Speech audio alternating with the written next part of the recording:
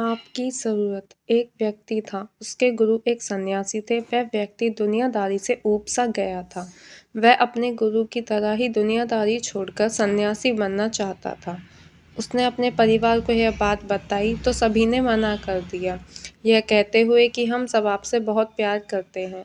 फिर उसने अपने गुरु को यह बात बताई, परंतु साथ ही कहा कि उनका घर परिवार, बच्चे और पत्नी उसे संन्यास लेने नहीं दे रहे, क्योंकि वे मुझसे बेहद प्यार करते।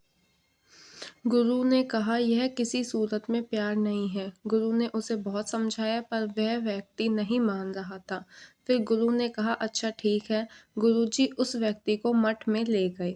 इसके बाद गुरु ने उसे योग विद्या सिखाई, जिससे वह अपनी सांसों रोक कर मुर्दे जैसी अवस्था में घंटों तक रह सकता था। यह सब सिखाने के बाद गुरु ने उसे एक योजना बताई और उसे घर भेज दिया। दूसरे दिन वह व्यक्ति अपने घर पर मुर्दा पाया गया। परिवार के सारे लोग इकट्ठे हो गए, सभी रो रहे थे, विलाप कर रहे थे। वहीं उसकी पत्नी सबसे ज्यादा दुखी हो रही थी। पूरे घर में कोहराम मच गया था, सभी की आंखें नम थीं। वह व्यक्ति मुर्दा अवस्था में था, मगर योग अभ्यास से आसपास के माहौल को महसूस कर सकता था और सुन सकता था। उसे बड़ा सुकून मिला कि उसका परिवार उसे कितना प्यार करते हैं। अंततः उसने संन्यास का इरादा त्यागने का फैसला कर लिया। कुछ ही देर बाद उस व्यक्ति के गुरु वहां पहुंचे। गुरु ने सभी को शांत किया और अपने शिष्य के पड़े शव को देखा। कुछ देर शव को देखने के बाद उसके परिवार वालों को कहा, इस शव में जान फूंका जा सकता था। इस व्यक्ति को मैं अपनी विद्या से जिंदा कर सकता हूँ। यह बात सुनकर घर के सभी लोग बहुत खुश हो गए। सभी को एक उम्मीद की किरण नजर आ रही थी। फिर सभी ने उस सन्यासी से कहा, तो आप यह काम जल्द से जल्द करिए। इस पर उस सन्यासी ने कहा, एक समस्या है। इस कार्य के लिए परिवार के किसी अन्य सदस्य को अपने प्राण त्यागना होगा। यह सुनकर सभी लोगों की सांसें रुकी की रुकी रह गईं।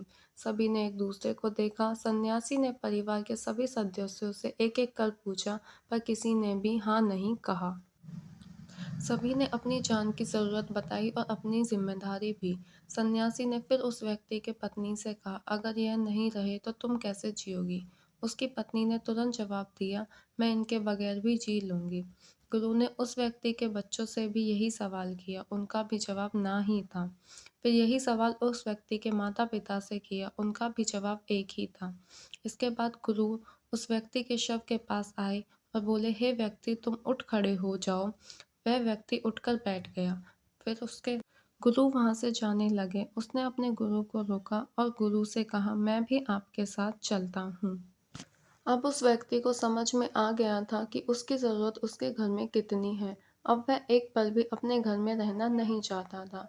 दोस्तों, यह कहानी हमें सिखलाती है कि आपके होने ना होने से किसी पर ज़्यादा कुछ असर नहीं पड़ता। धन्यवाद।